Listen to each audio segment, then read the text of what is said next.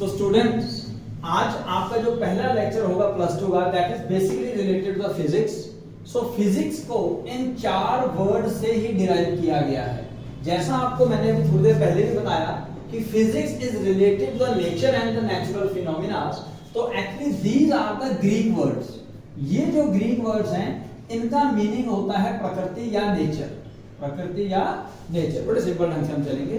तो नेचर के बारे में जहां हम स्टडी करते हैं उसे ही हम कह देते हैं बेसिकली फिजिक्स। यानी कि इस वर्ड का मतलब नेचर, और नेचर को स्टडी करेंगे या नेचर से ही डेवलप हुई है concept of physics. Concept of physics. अब फिजिक्स की अलग अलग डेफिनेशंस हैं, अलग अलग तरह से इसको एक्सप्लेन किया गया है, बट जो सबसे बेसिक सिंपल कंसेप्ट है वो फिजिक्स का यहां से उठाया गया है।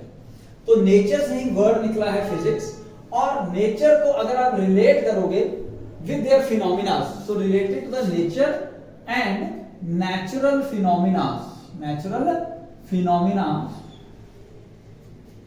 Then it is considered as a physics. ठीक है, तो अगर हम इसकी एक और डेफिनेशन, जो बुकिश डेफिनेशन है, अगर वो स्टडी करें, आपको याद होगा क्लास प्लस 1 के अंदर फिजिक्स की जो एक और डेफिनेशन थी उसके अंदर बताया जाता था कि the principle and laws, the principle and laws which basically explain or govern the universe, whole universe. So physics, it is the combination, you can say combination of various laws and principles which help us to study the universe or which governs the universe, governs the universe। यानी कि ये वो concept हुआ जिसके अंदर हम अलग अलग लॉज या प्रिंसिपल को कंबाइन करके पूरे के पूरे यूनिवर्स के बारे में हम लोग स्टडी करते हैं। So this is physics, this is physics. So जैसा आपको ऑलरेडी बताया मैंने, फिजिक्स इन 4 शब्दों से, जो कि ग्रीक वर्ड्स हैं, वहां से डिराइव किया गया। इसीलिए हम सबसे पहले, जनरली आप सबने बुक में देखा भी होगा, तो physics is the branch of science in which we deal with the nature and their natural phenomena. ठीक है, तो एक और है यूनिवर्स किनके द्वारा, किन लॉज और प्रिंसिपल के द्वारा गवर्न की जाती है, उन सब कॉम्बिनेशन को जब हम स्टडी करते हैं तब वो अंडर आता है टर्म्स फिजिक्स। फिजिक्स मीनिंग समझ में आ गया? तो यानी कि कोई भी लॉ, कोई भी प्रिंसिपल जो आपको इस यूनिवर्स के बारे में इंफॉर्मेशन दे, चाहे वो न्यूटन्स लॉ ऑफ ग्रेविटेशन है, चाहे लॉज ऑफ मोशन है, चाहे आर्किमिडीज प्रिंसिपल है, कुछ भी, क्योंकि वो एंड ऑफ द डे कहीं ना कहीं इस वर्ड को पूरा करती है जिसको आप यूनिवर्स कह रहे हो। तो ये बेसिकली हमें क्या बताती है कि कोई भी जो फिनोमिना हो रहा है वो क्यों हो रहा है, कैसे हो रहा है, और उसके बेस पे इन फ्यूचर क्या होगा। तो अगर मैं इसको भी यहां पे एक और डेफिनेशन के रूप में लिख दूं, सो physics means, physics tells us why and how the various activities occurs, various activities occurs, and also it helps to predict the future, तो मेरा कहने का मतलब क्या है कि जितने भी अलग अलग तरह की एक्टिविटीज हैं, सूरज कब डूबता है, क्यों उगता है, पक्का कैसे चलता है, जनरेटर कैसे वर्क करता है, तो देखिए हमारे क्वेश्चन यहीं पे आता है, क्यों, है ना भैया, ये क्यों हो रहा है, देन कैसे हो रहा है, और क्या इन दोनों चीजों को स्टडी करके हम कोई फ्यूचर में कुछ प्रिडिक्ट कर सकते हैं। ठीक है ना, जैसे किसी साइंटिस्ट ने इलेक्ट्रोमैग्नेटिक वेव्स को इंट्रोड्यूस करवाया, उस इलेक्ट्रोमैग्नेटिक वेव्स की मदद से आप लोग मोबाइल्स, वायरलेस कम्युनिकेशंस, लैपटॉप, अलग अलग तरह की चीजें हम स्टडी कर पाए। तो that help us to predict the future, आगे ऐसा हो सकता है या आगे ऐसा होगा। ठीक है ना, तो थिंग्स के बारे में अगर हमें ज्यादा इंफॉर्मेशन लेनी है तो हम क्या स्टडी करते हैं, फिजिक्स। इससे पहले कि हम और आगे मूव करें, एक और छोटा सा आपको मजेदार बात बताता हूं कि फिजिक्स को साइंस के अंदर किंग कहा जाता है, किंग, राजा। ठीक है ना, बट फिजिक्स किसके बिना अधूरी है, आप बता सकते हो? हम डेरिवेशंस करते हैं, न्यूमेरिकल्स करते हैं, क्या विदाउट मैथमेटिक्स हम कर सकते हैं? तो राजा रानी के बिना अधूरा है। सो उसी हिसाब से मैथमेटिक्स जो है it is considered as queen of the science, queen of the science. Without physics and without the help of math both can not be explain. आप एक्सप्लेन नहीं कर सकते। आप एक फिनोमिना कोई एक डेरिवेशन स्टडी करते हो, उसके अंदर बहुत ज्यादा मात्रा में आपको मैथमेटिक्स देखने को मिलता है। तो physics if is a king then queen is the mathematics. तो सर केमिस्ट्री क्या है? उसको भी रख लो कहीं। तो केमिस्ट्री क्या है? क्योंकि बिना केमिस्ट्री के मजा नहीं आना।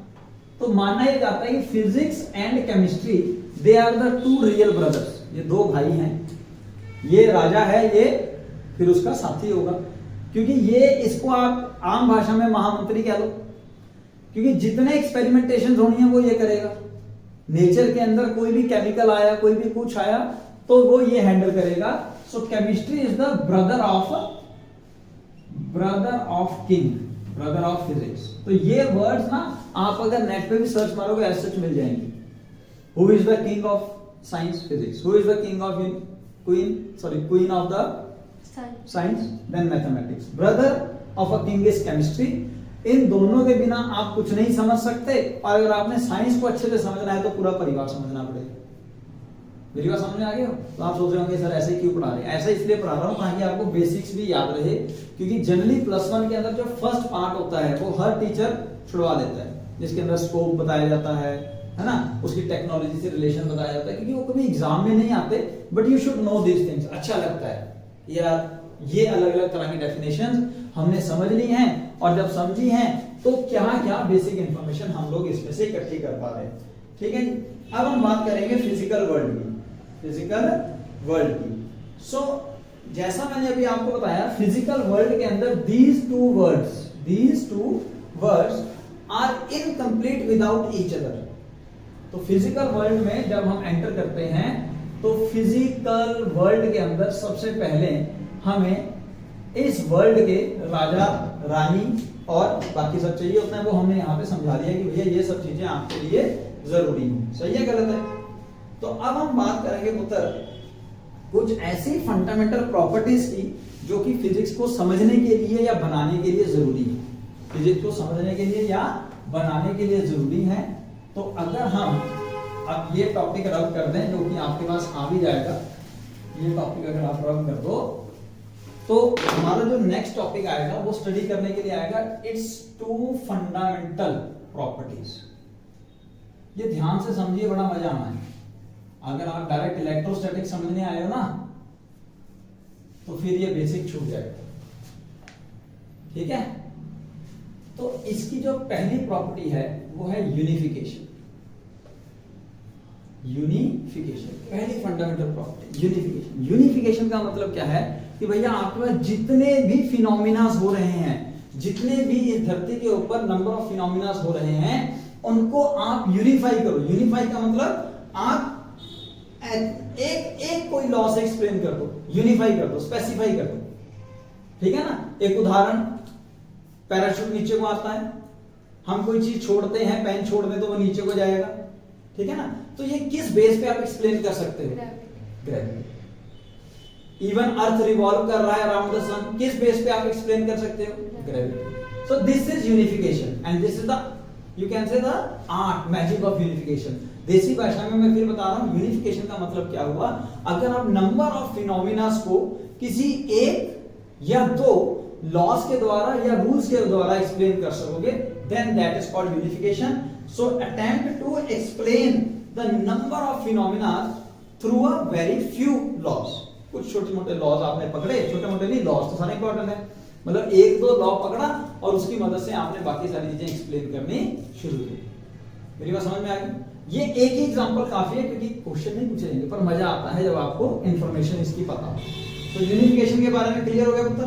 यस। सैटेलाइट कैसे रिवॉल्व कर रहा है, सन कैसे रिवॉल्व कर रहा है, पेन या एप्पल ऊपर से नीचे क्यों गिर रहा है, झरना ऊपर से नीचे ही क्यों गिरता है, झरना नीचे से ऊपर क्यों नहीं बहता है। तो these all concepts can be explained only by few laws or phenomena। समझ आ गया? तो ये इसकी पहली शर्त है फिजिक्स की, या पहली फंडामेंटल प्रॉपर्टी है यूनिफिकेशन। यूनिफिकेशन, ठीक है जी। और भी बहुत सारे हैं। एक बहुत ही इंपॉर्टेंट पॉइंट मैं आपको यहाँ पे यूनिफिकेशन में बताता हूँ कि मैक्सवेल नामक साइंटिस्ट ने, बहुत ग्रेट साइंटिस्ट हुए मैक्सवेल, उन्होंने 4 इक्वेशंस दी, 4 इक्वेशंस दी, और उन्होंने उन 4 इक्वेशंस की मदद से पूरी की पूरी फिजिक्स ही समझा दी। इतनी बड़ी फिजिक्स, इतने बड़े ग्रंथ सिर्फ 4 इक्वेशंस की मदद से उन्होंने एक्सप्लेन कर दिया, ठीक है ना। कौन कौन से होंगे वो 4 कंसेप्ट जो उन्होंने एक्सप्लेन किए होंगे? डेफिनेटली एक हमारा जो जनरल स्टडी करता है, जो हमारा आज का टॉपिक है, concept of electrostatics, then electrodynamics, आगे करंट इलेक्ट्रिसिटी के नाम से चैप्टर आने वाला है, देन कंप्लीट मैग्नेटिज्म, पूरे का पूरा मैग्नेटिज्म हमें सर ने कंबाइन करके एक एक इक्वेशन से समझा दी। Then last but not the least electromagnetic waves, और इलेक्ट्रोमैग्नेटिक वेव्स की कितने यूजेस हैं आज के टाइम पे आप सबको पता है, ठीक है ना। तो इन सब को उन्होंने यूनिफाई कर दिया, एक्सप्लेन कर दिया with some simple words, simple equations. So this is called unification. तो ये है आपका फर्स्ट फंडामेंटल प्रॉपर्टी यूनिफिकेशन की। जो दूसरी प्रॉपर्टी है दैट इज रिडक्शनिज्म। रिडक्शन, कम कर देना, रिडक्शनिज्म। तो इसको भी हम यहां लिख लेते हैं, रिडक्शनिज्म, ठीक है ना। तो रिडक्शनिज्म का मतलब क्या होगा पुत्र? अगेन जैसा मैंने अभी बताया कि जब आपने बहुत सारे सिस्टम्स को स्टडी करना है, उनको जितना छोटा होके स्टडी कर सको, जितना डीप जाके इंडिविजुअल पार्ट को स्टडी कर सको, दैट इज रिडक्शनिज्म। एग्जांपल हम बड़ा इजी सा लेते हैं जो आप सब जानते हैं। सपोज हम बात करें जनरेटर की या किसी इंजन की। कोई इंजन वर्क कर रहा है, चाहे वो डीजल इंजन है, चाहे वो हीट इंजन है, कोई भी इंजन है ना। आप बाहर से तो नहीं उसको स्टडी कर सकते। अगर आपको उसकी फिजिक्स समझनी है तो क्या करोगे? आप उसका हर एक पार्ट खोलोगे, हर एक पार्ट को छोटा छोटा छोटा करते जाओगे, रिड्यूस करते जाओगे, और फिर उसके हर एक पार्ट की बेसिक इंफॉर्मेशन गेन करोगे, और फिर उसकी मदद से, जैसे इनिशियली आप सबको पता होगा पहले स्टीम इंजन बने थे, स्टीम इंजन से फिर आज के टाइम पे हमारे डीजल इंजन, पेट्रोल इंजन बने हैं, और अब डेफिनेटली इलेक्ट्रिक इंजन बनने भी शुरू हो गए। तो ये कैसे पॉसिबल हुआ? जब आपको बारीकियों की नॉलेज थी। तो बारीकियों की नॉलेज और नंबर ऑफ फिनोमिना को जब 1 या 2 लॉस के बारे में एक्सप्लेन किया जाता है तो उसे ही रखा जाता है under the term called physics. This is the beauty of the 2 fundamental property of the physics. Again I am saying unification and reductionism. ठीक है, हमें बहुत ज्यादा नहीं पर थोड़ा थोड़ा जरूर पढ़ना है, ठीक है मतलब। तो इसके बाद अगेन मैं आपको लास्ट एक और चीज इंट्रोड्यूस करवाना चाहूंगा, वो है हमारी फंडामेंटल फोर्सेस। आप सबने ये शायद सुनी और पढ़ी होगी, +1 का ही आप सोच रहे होंगे +1 का टॉपिक है, लेकिन ध्यान नहीं दिया होगा ना, तो सुन लो, क्योंकि इसके बाद हम +2 के मेन चैप्टरों पे आ जाएंगे, ठीक है। तो आपको पता होगा कि कितनी फोर्सेस है हमारे पास फंडामेंटल? 4, ठीक है। नाम बता सकते हो? Very good. पहली ग्रेविटेशनल ना, इलेक्ट्रोस्टैटिक फोर्स बात है, फिर वीक न्यूक्लियर फोर्स, वो चौथी है। ऐसे बताने का रीजन है, अभी आप समझ जाओगे कि क्यों ऐसा बताया जा रहा है। आप सोचो और कौन सी फोर्स होगी? एक ग्रेविटेशनल फोर्स ऑफ अट्रैक्शन होती है। आप जितनी मर्जी फोर्सेस ले लो, जितनी मर्जी फोर्सेस के बारे में स्टडी कर लो, वो सारी की सारी इनके बीच में से निकली हुई है, मतलब इन्हीं के एग्जांपल्स हैं। तो gravitational force, week nuclear force, strong nuclear force, और तीसरी electromagnetic force. Very good, electromagnetic forces. अब थोड़ा थोड़ा सा आपको इनके बारे में इंफॉर्मेशन दे देते हैं ताकि हमें आगे समझ में आ जाए। और मैं फिर कह रहा हूं, आप फिजिक्स के अंदर नंबर ऑफ फोर्सेस पढ़ते हो, नंबर ऑफ फोर्सेस पढ़ते हो, पर वो सारी की सारी इनमें समावेश है, इसी के अंदर है। तो सबसे पहले ग्रेविटेशनल फोर्स एक वीक फोर्स है, जिसको हम वीकेस्ट फोर्स भी कह सकते हैं। इससे थोड़ी सी स्ट्रॉन्ग फोर्स है आपकी वीक न्यूक्लियर फोर्स, उससे मोर स्ट्रॉन्ग फोर्स होगी आपकी इलेक्ट्रोमैग्नेटिक फोर्स, और स्ट्रॉन्गेस्ट फोर्स होगी आपकी स्ट्रॉन्ग न्यूक्लियर फोर्स। नाम से भी क्लियर हो जाता है कि हाँ यार ये स्ट्रॉन्गेस्ट है, ठीक है ना। आपको सर ऐसे कैसे एक्सप्लेन करके बताओ? देखो न्यूक्लियर फोर्स क्या है? एक छोटे से रीजन में लगने वाली फोर्स, ये दोनों ही शॉर्ट रेंज में लगने वाली फोर्सेज हैं पुत्र, ठीक है, न्यूक्लियस के अंदर लगनी है। तो वीक न्यूक्लियर फोर्स किसमें लगेगी, स्ट्रॉन्ग न्यूक्लियर फोर्स किसमें लगेगी, वो सब अभी आपको मैं बता दूंगा। लेकिन बात करते हैं पहले हम ग्रेविटेशन फोर्स। ग्रेविटेशन फोर्स आपने क्लास +1 में अच्छे से स्टडी किया था, जिसके अंदर बताया जाता है the force of attraction among any two mass, the force of attraction among any two mass is the gravitational force. और ग्रेविटेशन फोर्स जो है that is weakest force and it is a long range order force. आप यहां से चंदा मामा सूरज हर एक के बीच में बता देते हो ना, फॉर्मूला भी याद होगा आपको, F = capital G × m1 m2 upon r²।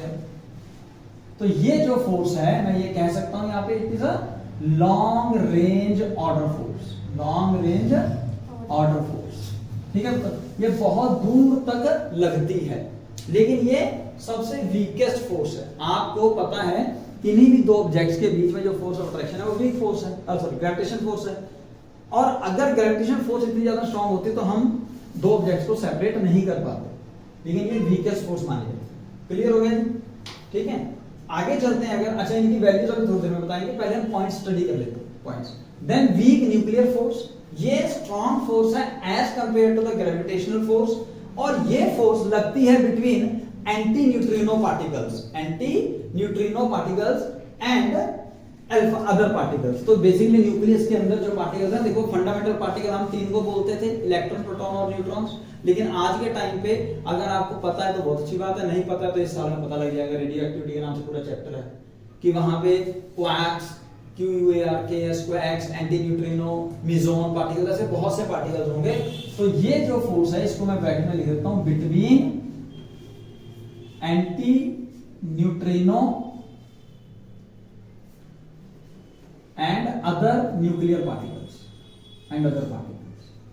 और ये जो फोर्स है ना पुत्र, ये शॉर्ट रेंज ऑर्डर की फोर्स है, शॉर्ट रेंज। शॉर्ट रेंज का मतलब सब न्यूक्लियस का साइज कितना था सबको पता है सर, 10⁻15 मीटर बताते हैं। तो अप्रोक्सीमेटली इसी रेंज में लगेगी ये भैया, ज्यादा नहीं लगेगी।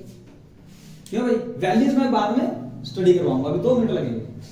अगर हम बात आ जाए इलेक्ट्रोमैग्नेटिक फोर्स की, इलेक्ट्रोमैग्नेटिक फोर्स अगेन आपको याद होगा कि जब दो चार्जेस को नियर बाय रखा जाता है, इररिस्पेक्टिव ऑफ द नेचर, उनके बीच में एक फोर्स ऑफ इंटरेक्शन आती है, जो कि हमारा चैप्टर भी है, यहां से उठाना है हमने आज, ठीक है। उनके बीच में फोर्स ऑफ इंटरेक्शन आती है। अगर सेम नेचर होगा चार्जेस का तो उनमें रिपल्शन होती है, अगर ऑपोजिट नेचर होगा तो उसमें अट्रैक्शन होती है। ये तो आपको क्लियर है ना, ठीक है। तो ये आती है बिटवीन, यहां लिख देते हैं, ये भी आती है बिटवीन डिफरेंट चार्जेस। फोर्स का फॉर्मूला लिख देता हूं इलेक्ट्रोस्टैटिक फोर्स का, K(Q1 Q2/r²), ठीक है। मतलब ये भी लॉन्ग रेंज ऑर्डर फोर्स है, लॉन्ग रेंज ऑर्डर फोर्स है, रट्टा मारने की जरूरत नहीं, सिर्फ कंसेप्ट समझने की जरूरत है। फिर आती है strong nuclear force. Strongest force in the nature is nuclear force. इतने छोटू से न्यूक्लियस के अंदर, यानी कि 1 मीटर का भी 10⁻15 पार्ट कर दोगे आप, तो उतने से रीजन के अंदर ये फोर्स लगती है स्ट्रॉन्ग न्यूक्लियर फोर्स। ये स्ट्रॉन्ग न्यूक्लियर फोर्स जो है ये लगती है between nucleons, between nucleons. Nucleons आप समझते हो, प्रोटॉन एंड न्यूट्रॉन्स। तो भैया एक न्यूक्लियस है, इस न्यूक्लियस के अंदर प्रोटॉन भी अवेलेबल है, न्यूट्रॉन भी अवेलेबल है, फिर न्यूट्रॉन, प्रोटॉन, बहुत सारे सब कुछ अवेलेबल है ना। तो आपको पता है ये इसको रिपेल करेगा तो बाहर भाग जाना चाहिए, ये तो चलो न्यूट्रल है, बट फिर भी ये अगर मास के हिसाब से देखेंगे तो अट्रैक्ट करेगा, अगर नेचर के हिसाब से देखेंगे तो रिपेल करेगा, है ना। रिपेल करेगा तो इस हिसाब से तो न्यूक्लियस टूट जाना चाहिए। पर ये जो स्ट्रॉन्ग न्यूक्लियर फोर्स है वो न्यूट्रॉन न्यूट्रॉन में भी पाई जाती है, ब्लैक पेन से दिखा रहा हूं, वो न्यूट्रॉन न्यूट्रॉन में भी पाई जाती है, न्यूट्रॉन प्रोटॉन में भी पाई जाती है, और प्रोटॉन प्रोटॉन में भी पाई जाती है। यानी कि even though the same nature charge has a force of repulsion, but this strong nuclear force has very dominating effect, इनका बहुत ज्यादा dominating effect। बात समझ आ रही है ना, ठीक है। तो भैया ये भी फिर कैसी होगी, लॉन्ग रेंज या शॉर्ट रेंज? सर ये भी शॉर्ट रेंज होगी। क्यों? अरे भैया लगी अंदर अंदर रही है, ये भी तो न्यूक्लियस के अंदर ही अंदर लग रही है, बाहर तो पहुंची नहीं। तो it is also a short range order force. Clear हो गया? मतलब अब हम इनकी रेशियो स्टडी करते हैं कि इनमें आपस में क्या रिलेशन है। एक सिंपल सी बात करो तो सपोज अगर स्ट्रॉन्ग न्यूक्लियर फोर्स को मैं रेड पेन से लिखता हूं कि अगर ये 1 है, 1 न्यूटन 1 टन जो मर्जी ले लो, एक उदाहरण ले रहे हैं। तो जो इलेक्ट्रोमैग्नेटिक फोर्स है ये 10⁻⁻² टाइम्स है इसके कंपैरिजन में, यानी कि 100 गुना कम। ये 10⁻13 टाइम्स है और ये लगभग 10⁻36 38 लिखा होता है बुक में, तो ये इनका रेशियो है 1:10⁻², 1:10⁻13:10⁻38। समझ में आया तक? यानी कि अगर स्ट्रॉन्ग न्यूक्लियर फोर्स आप 100 ले रहे हो, या चलो इतना लेते हैं 10⁻38 ले रहे हो, ठीक है जी, स्ट्रॉन्ग न्यूक्लियर फोर्स आपने प्लस 10⁻38 लिया, तो उसके मुकाबले ये कितनी हो जाएगी 1, मतलब 10⁻38 कितनी ज्यादा स्ट्रॉन्ग होगी, कितने जीरो लग गए यहाँ। तो इसलिए इनकी इस रेशियो को भी अगर आप समझ लेंगे तो आपको एक बड़ा आसान हो जाएगा इन चारों फंडामेंटल फोर्सेस को स्टडी करना और समझना। यहां तक कोई दिक्कत? पक्का? तो इससे पहले कि हम आगे चलें, ये एक बेसिक इंफॉर्मेशन है आप लोगों को रिगार्डिंग फिजिक्स, ठीक है मतलब। तो और अगर आप चाहो तो स्कोप, रिलेशनशिप विद मैथमेटिक्स जो +1 में वो आप स्टडी कर सकते हो, बट अभी आपको इतना काफी है +2 लेवल पे। अब अगर आप मूव करें फर्दर कि हमारा आज का जो मेन चैप्टर है उसका नाम है, आप सब जानते हो, इलेक्ट्रोस्टैटिक। इलेक्ट्रोस्टैटिक्स ये रब कर दो, ये आपके आ जाएगा, आप इसका स्क्रीनशॉट ले सकते हो पॉज कर करके, है ना। इसीलिए ये सिस्टम हम शुरू कर रहे हैं। तो ये मैं कर देता हूं अभी रब। तो अब हम चलते हैं +2 क्लास की फिजिक्स के चैप्टर की तरफ। अभी तक हमने क्या स्टडी किया? Basic knowledge, just basic knowledge about the physics. Physics क्या है, फिजिक्स क्यों और कैसे हम स्टडी करते हैं, फिजिक्स क्या हमें मदद करती है। विदाउट फिजिक्स आप टेक्नोलॉजी में कुछ भी ग्रोथ नहीं कर सकते। विदाउट फिजिक्स या मैथमेटिक्स आप लोग अपनी लाइफ को आज की डेट में तो एज्यूम भी नहीं कर सकते, ठीक है ना। तो अब हम मेन टॉपिक पे चलते हैं, दैट इज इलेक्ट्रोस्टैटिक्स। देखो ये वर्ड खुद दो चीजों से मिलकर बना हुआ है। एक का मतलब है इलेक्ट्रो, इलेक्ट्रो वर्ड जो है ये हमें चार्ज से रिलेट करता है, चार्ज। और स्टैट का मतलब होता है होल्ड या रेस्ट, यानी कि जिस समय चार्जेस रेस्ट पे होंगे, जिस समय चार्जेस रेस्ट पे होंगे उस टाइम जब उनको स्टडी किया जाएगा तो वो इस हेडिंग के अंदर हम स्टडी करेंगे इलेक्ट्रोस्टैटिक्स। इलेक्ट्रोस्टैटिक्स देखिए इसकी थ्योरी के अंदर ना थोड़ी सी हिस्ट्री लिखी हुई है। 600 BC के अंदर साइंटिस्टों ने इसको स्टडी किया, ठीक है। इतना ज्यादा डिटेल हमें जाने की जरूरत है नहीं है, तो हम लोग मूव करेंगे ओनली टू द बेसिक्स कि यार ये है क्या चीज। मेरी बात समझ रहे हो ना। बाकी धीरे धीरे करके जो आपकी क्वेरीज होंगी वो हम पकड़ते जाएंगे, ठीक है। इससे पहले कि मैं आपको थोड़ा सा इंट्रोडक्शन देता हूं कि चार्जेस को स्टडी क्यों किया जाता है। बेसिकली आपने लास्ट एक थर्ड टाइप की फोर्स स्टडी की थी, इलेक्ट्रोमैग्नेटिक फोर्स। तो इलेक्ट्रोमैग्नेटिक फोर्स जैसा मैंने बताया है कि दो चार्ज के बीच में फोर्स ऑफ रिपल्शन या फोर्स ऑफ अट्रैक्शन होता है। तो पहली बात तो क्वेश्चन यही अराइज हो जाता है कि सर चार्ज है क्या। पता लगा अभी तक चार्ज क्या है ना, चार्ज क्या है। फिर दो चार्जेस के बीच में किस तरह से फोर्स ऑफ अट्रैक्शन और रिपल्शन आ जाएगी, तो उसको हम यहां स्टडी करेंगे। तो सबसे पहले मैं आपको एक्सप्लेन करूंगा about the charge. Charge basically एक इंट्रिंसिक प्रॉपर्टी है, इंट्रिंसिक समझते ना, अंदरूनी प्रॉपर्टी है। So it is a intrinsic property of a matter और अ सब्सटेंस। बुक के अंदर जो डेफिनेशन दी है वो भी मैं समझाऊंगा बड़े मजे से, आराम से चलेंगे, ठीक है। पहले ये समझते हैं ये क्या हुआ। सबसे पहले आप सबने ना छोटी क्लासेस में कभी भी एक्सपेरिमेंट किया ही होगा कि हम स्केल लेते हैं, स्केल को सिर पे रब करते हैं, रब करने के बाद नीचे कुछ बिट्स ऑफ पेपर रखते हैं और उनके साथ उनको जब हम क्लोज लेके जाते हैं तो वो बिट्स ऑफ पेपर क्या करने लग जाते हैं, है ना। कुछ बच्चे होते हैं सर डांस करने लग जाते हैं, ठीक है ना। वो बेसिकली अट्रैक्ट कर रहे हैं, जब फोर्स बढ़ जाएगी अट्रैक्ट हो जाएगी, थोड़ी सी कम हो जाएगी, फिर पैरों के नीचे गिर जाएंगे वो बेचारे, है ना। Force of attraction role play करेगा। तो यहाँ पे हम ये कह सकते हैं जब हमने किसी चीज को अपने ड्राई हेयर से रब किया तो उस बॉडी ने कुछ चार्ज एक्वायर कर लिया, पोलराइज हो गए। और जब वो पोलराइज्ड आपका स्केल आप बिट्स ऑफ पेपर के पास लेके आओगे तब डेफिनेटली वहां पे क्या होगा, वहां पे इंटरैक्शन होगी और उस इंटरैक्शन की वजह से फोर्स प्रोड्यूस हो जाएगी, ठीक है। फोर्स प्रोड्यूस हो जाएगी। तो फोर्स प्रोड्यूस होने के दौरान फोर्स प्रोड्यूस होने के दौरान, तो जैसा मैंने आपको बताया कि चार्ज एक इंट्रिंसिक प्रॉपर्टी है किसी भी मैटर की, तो विलियम गिलबर्ट सर बोलते हैं charge is something possessed by the material body due to which either it interact or respond against the electric force. क्या बोली यार, लिख के बता देता हूं।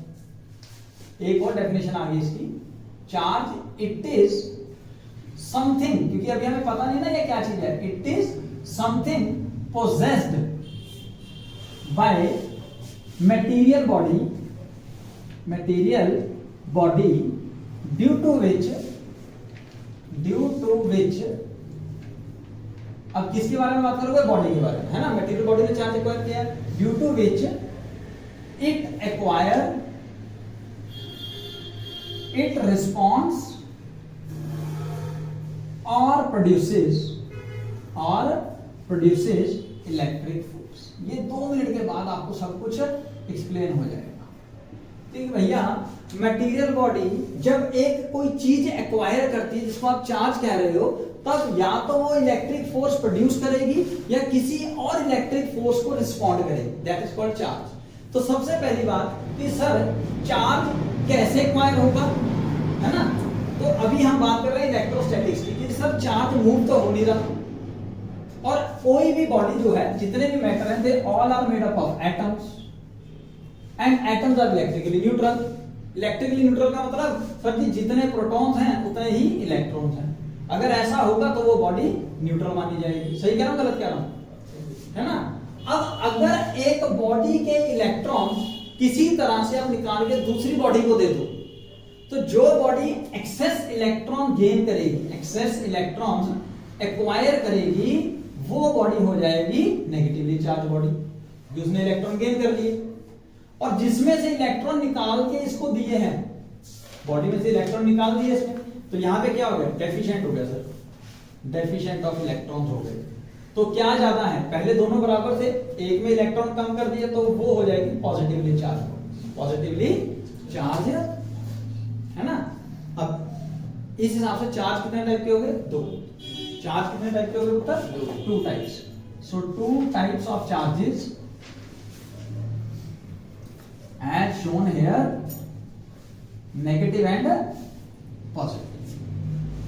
अब अगर आप चार्ज की प्रॉपर्टीज के बारे में बात करो, चार्ज की प्रॉपर्टीज के बारे में, तो पहली प्रॉपर्टी क्या आती है, बुक में ये भी लिखा हुआ है प्रॉपर्टी में कि इट इज ऑफ 2 टाइप्स। अरे भैया वो तो उसकी टाइप है, प्रॉपर्टी थोड़ी है। तो इसकी अगर हम बेसिक प्रॉपर्टीज के बारे में बात करें, तो सबसे पहले charge is quantized in nature, quantized in nature. ये वो टॉपिक्स हैं या ये वो बातें हैं जिनसे आपके क्वेश्चंस निकलने शुरू हो जाएंगे। Charge is quantized in nature. Quanta का मतलब क्या होता है, फिक्स्ड पैकेट्स, फिक्स्ड नंबर, ठीक है ना। क्वांटा का मतलब होता है कि भैया रैंडम नंबर, फ्रैक्शन नंबर में नहीं होगा, ठीक है ना। फिक्स्ड नंबर, यहां लिख दो फिक्स्ड क्वांटिटी। चलो हम अच्छा वर्ड लिख देते हैं, नंबर से क्या लेना, फिक्स्ड क्वांटिटी, ठीक है। तो चार्ज को हम डिनोट करते हैं बाय सिंबल कैपिटल Q या स्मॉल q। इसकी एसआई यूनिट आप सबको पता है, क्या है, कूलम। डिनोट करते हैं कैपिटल C से, स्पेलिंग COULOMB, कूलम, ठीक है। ये सब चीजें आपको पता है, थोड़ा थोड़ा हम डिस्कस करते जाएंगे। पर ये एक फिक्स्ड क्वांटिटी कैसे हो गई, ये कहता है charge is quantized in nature. इसको 2 मीनिंग से हम समझ सकते हैं। पहला कि अगर कोई एक आइसोलेटेड बॉडी है, अगर कोई एक आइसोलेटेड बॉडी है तो उसका चार्ज हमेशा कांस्टेंट रहेगा, उसका चार्ज हमेशा कांस्टेंट रहेगा। तो इस डेफिनेशन में ए लिखें, फॉर एन आइसोलेटेड सिस्टम या बॉडी, सिस्टम लिखता हूं, system charge, overall charge remain same, overall charge remains constant. मतलब क्या है, इसका मतलब समझने की कोशिश करते हैं, उत्तर बहुत इजी है, आपको मजा आ रहा होगा पढ़ने में, ये इजी टॉपिक है, ठीक है कि नहीं। आगे मुश्किल होंगे, लेकिन जब हम इजी को और इजी करके पढ़ेंगे तो वो मुश्किल भी हमें इजी लगते हैं, ठीक है। लेट्स सपोज कर लीजिए आपने कोई एक बॉडी ली, ठीक है, सर्कुलर बॉडी ले ली मैंने। अब इस सर्कुलर बॉडी के अंदर हमने क्या किया, एक आपने +2 कूलम चार्ज रख दिया, एक +3 रख दिया, एक -1 कूलम चार्ज रख दिया। लेट्स सपोज इसके अंदर और दो छोटी छोटी बॉडी, और ये जो बॉडी है वो आइसोलेटेड है। आइसोलेटेड समझते हो ना, जिसका बाहर वालों से कोई लेना देना है नहीं। अब आप क्या करते हो, इस बॉडी को या तो शेक करो या किसी भी तरह से इसको डिस्टर्ब करो, लेकिन रहनी आइसोलेटेड ही चाहिए। तो सपोज शेक किया, शेक करने के बाद इसी बॉडी ने अब यहां पे चार्ज एक्वायर कर लिया, सपोज +4, यहां पे एक्वायर कर लिया जी -2। अब यहां पे जो थर्ड बॉडी थी, अब उसके ऊपर आपसे पूछा गया कि चार्ज कितना होगा। तो जैसा मैंने बताया कि वो आइसोलेटेड सिस्टम अगर है तो चार्ज कांस्टेंट रहेगा। इसी को हम इसका सेकंड प्रॉपर्टी भी बोलते हैं, charge is conserved in nature. Charge is conserved. Quantization को फिर दोबारा से एक्सप्लेन करता हूं, पहले यहां पे मैं सेकंड प्रॉपर्टी लिख देता हूं, charge is conserved in nature. Conserved in nature का मतलब यही हो गया कि भैया for an isolated system the overall charge will always remain constant. Sir ये आप कह रहे हो क्वांटाइजेशन में फिट नहीं बैठ रहा, इसलिए लिख दिया ना साथ में। क्वांटाइजेशन का मतलब क्या होता है अभी बताऊंगा। तो अब यहां पे क्या आप इस चार्ज की वैल्यू निकाल सकते हो पहले? कैसे सर? +3 +2 +5, +5 -1 4 हो गया, +4 हो गया इसका टोटल चार्ज। यहां पे 4 -2 +2, तो 2 और चाहिए, तो भैया +2 लाओ, यानी कि Q की वैल्यू यहां कितनी है? +2। यही आपने बोला था शायद, ठीक है। तो कैसे पता लगा? क्योंकि आपको पता है चार्ज हमेशा कंजर्व रहता है। आइसोलेटेड सिस्टम के अंदर आपका चार्ज कभी भी ना तो क्रिएट हो सकता है ना ही डिस्ट्रॉय हो सकता है, ठीक है ना। हाँ, एक और बड़ी इंपॉर्टेंट प्रॉपर्टी यहां पे बताई जाएगी, ये फिर रहेगी बेचारी, इसको दोबारा पकड़ते हैं क्वांटाइजेशन को, क्योंकि अब ये बताने लग गया ना, एग्जांपल दिमाग में आया तो हमने ये बता दिया, कोई बात। तो एक और बात बताई जाएगी आपको कि कंजर्व नेचर का मतलब क्या है। Charge can neither be created nor destroyed isolately, ये क्या वर्ड हुई भाई, but can do so in pairs. बात समझ में आई? सबको समझ आ गई? ना समझाऊं फिर पर वगैरह समझा दो, चलो पढ़ लेते हैं। देखिए, charge can neither be created nor destroyed isolately. एक चार्ज, अकेला चार्ज ना तो कभी क्रिएट किया जा सकता है ना ही डिस्ट्रॉय किया जाता है, ठीक है ना। बट आप अगर ऐसा करना चाहो तो वो हमेशा पेयर्स में होंगे, पेयर में। अगर आपने वहां नेगेटिव चार्ज पैदा किया है तो ये भैया यहां से कुछ इलेक्ट्रॉन उसको दिए होंगे, तभी तो उसके पास नेगेटिव चार्ज आया है। तो अगर उसके पास नेगेटिव आया तो यहाँ पे क्या हो गया होगा? Positive charge. So charge can neither be created not destroyed isolatedly but can do so in pairs. That is also a definition of conservation of charge and it is also a conservation of charge. हाँ, इसको यहाँ पे कैसे fit करेंगे अभी बताऊंगा, लेकिन पहले इसकी मेन डेफिनेशन जो है वो ये क्या कहती है, that charge on an body is an integral multiple of charge on an one electron, is an integral multiple of charge on an one electron। इसका मतलब क्या हो गया? इसका मतलब ये हो गया भाई कि अगर किसी बॉडी के ऊपर आपने चार्ज Q दिया है तो यानी कि उसके अंदर एक इलेक्ट्रॉन के ऊपर जितना चार्ज है उसको मल्टीप्लाई करना पड़ेगा जितने उसके पास टोटल इलेक्ट्रॉन। कंफ्यूज ना हो, मैं बताता हूं। देखो, एक इलेक्ट्रॉन के ऊपर जो चार्ज होता है वो होता है 1.6 × 10⁻⁻19 कूलम्स। ये तो सबको पता है। कभी भी आधा चार्ज, पौना चार्ज, फ्रैक्शन में चार्ज कोई भी बॉडी ना एक्वायर कर सकती है ना कोई बॉडी लूज कर सकती है, ठीक है जी। इलेक्ट्रॉन जो है वो हमेशा इंटीजर की फॉर्म में ही ट्रांसफर होंगे एक बॉडी से दूसरी बॉडी। 2 चले गए, 4 चले गए, 10 चले गए, 50 चले गए, करोड़ चले गए। मेरी बात समझ गए ना? 2.5 नहीं जा सकते, 2.25 नहीं जा सकते। जब जाएंगे हमेशा इंटीजर की फॉर्म में जाएंगे। तो यहां पे हम चार्जेस क्वांटाइज्ड नेचर में कह सकते हैं Q = ±n × E। Plus minus का लॉ समझ गए होंगे, अगर पॉजिटिव चार्ज आएगा तो प्लस लिख देंगे, नेगेटिव चार्ज आएगा तो नेगेटिव। यानी कि इलेक्ट्रॉन आए हैं तो नेगेटिव, इलेक्ट्रॉन गए हैं तो positive. So E is charge on one electron, that is 1.6 × 10⁻19 coulomb, and n is the number of electrons, which will always be integer। वो integer होना चाहिए, फ्रैक्शन में नहीं होना चाहिए, ठीक है। इसके बेस्ड आपकी बुक में बड़े पॉपुलर से 2 क्वेश्चन है, सीबीएसई वाले डालते हैं। पहला कि 1 कूलम बड़ा है या चार्ज ऑन 1 इलेक्ट्रॉन बड़ा है? चार्ज ऑन 1 इलेक्ट्रॉन बड़ा है। आप बताइए दोनों में से कौन, किसकी वैल्यू ज्यादा हो? आप चाहे तो निकाल सकते हो, अदरवाइज आप देखिए ना, 1 कूलम या चार्ज ऑन इलेक्ट्रॉन में कौन बड़ा है? पता नहीं सर, पता है? नहीं पता? अभी निकाल लेते हैं। अब इस चीज को हम यूज करते हैं, Q = n × E। ध्यान देना, ये चार्ज ऑन एन 1 इलेक्ट्रॉन है, चार्ज ऑन एन 1 इलेक्ट्रॉन की वैल्यू ये लिखी हुई है। अब ये पूछ रहे हैं इन दोनों में से बड़ा कौन है, आप बताओ। हमने कहा इसकी वैल्यू तो इतने सारे कूलम्स हैं, ये तो कल्ला कूलम है ना। तो देखने वाला क्या कहेगा, सर ये बड़ा है, इसमें तो 1.6 समथिंग, अबे 10⁻⁹ भी है, 19 भी है सॉरी, ठीक है ना। तो सर इसके अंदर और कैसे मजा आएगा फाइंड करने में, Q = N × E लो उत्तर, तो N की वैल्यू निकालो Q/E से। Q की वैल्यू कितनी है आपने ली हुई 1 कूलम, E कितना है 1.6 × 10⁻19 कूलम, तो कूलम से कूलम कट गया, इसको सॉल्व करोगे 10⁻18 जाएगा ऊपर जाकर, ठीक है। फिर एक ऐसे करना इजी करने के लिए 10 × 10⁻18 / 1.6, इजी सॉल्व करने के लिए, ठीक है। ये ऊपर जाएगा उत्तर 10⁻+18 19 हो जाएगा ना, 19 में से एक 10 इसको दे दिया, वो उधर ले आया, तो इसको सॉल्व करके आ जाता है 6.25 × 10⁻18। ये फिक्स है, रटा हुआ है, इसलिए फटाफट सॉल्व करा दिया। आप भी रट लो कि भैया इतने सारे इलेक्ट्रॉन्स, इतने सारे इलेक्ट्रॉन्स जब किसी बॉडी के अंदर जाएंगे तब कहीं जाके उसके ऊपर चार्ज आएगा 1 कूलम, और ये फ्रैक्शन में नहीं है, 6.25 मत देखना, 6.25 × 10⁻18 है, यानी कि 625 और 16 बार 0 0 0 0 0 0, यानी कि इतने सारे इलेक्ट्रॉन्स हैं, तो फ्रैक्शन में तो नहीं हुआ ना उत्तर। तो जब इतने सारे इलेक्ट्रॉन किसी बॉडी में ट्रांसफर होंगे तब उसके ऊपर चार्ज आएगा 1 कूलम। अब आपके हिसाब से आप बता सकते हैं कौन बड़ा होगा, चार्ज ऑन 1 इलेक्ट्रॉन है, चार्ज ऑन 1 कूलम। भैया समझ में आ रहा है यार, यहाँ पे एक इलेक्ट्रॉन पे इतना सारा चार्ज है, यहाँ पे इतने सारे इलेक्ट्रॉन्स हैं, तब जाके 1 कूलम चार्ज बन रहा है, ठीक है। एक और क्वेश्चन यहाँ पे बन जाता है कि आपको चार्ज की वैल्यू दे देते हैं और पूछते हैं कि क्या ये पॉसिबल है या नहीं, तो अगेन Q = N × E लगा के N निकाल लीजिए। अगर N की वैल्यू फ्रैक्शन में आ रही है, N की वैल्यू, तो भैया वो पॉसिबल नहीं।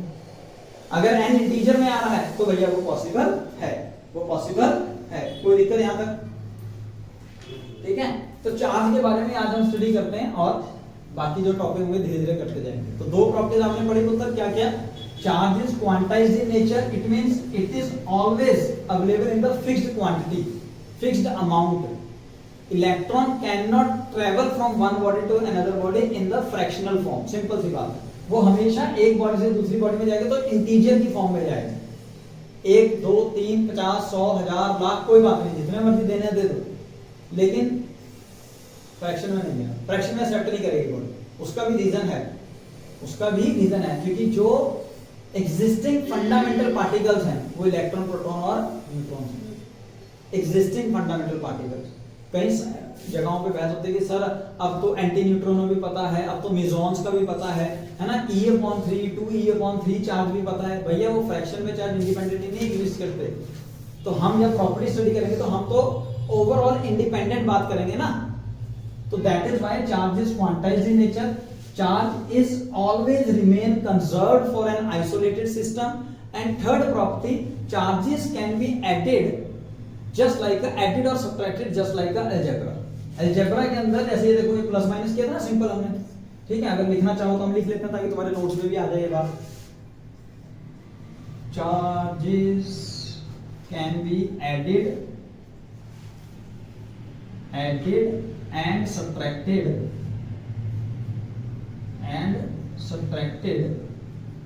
लाइक अलजेब्रा, ठीक है। तो ये भी क्लियर हो गया कि भैया चार्ज जो है वो पॉजिटिव नेगेटिव होने के बावजूद भी एक क्वांटिटी है, ये भी पॉइंट क्लियर हो जाता है।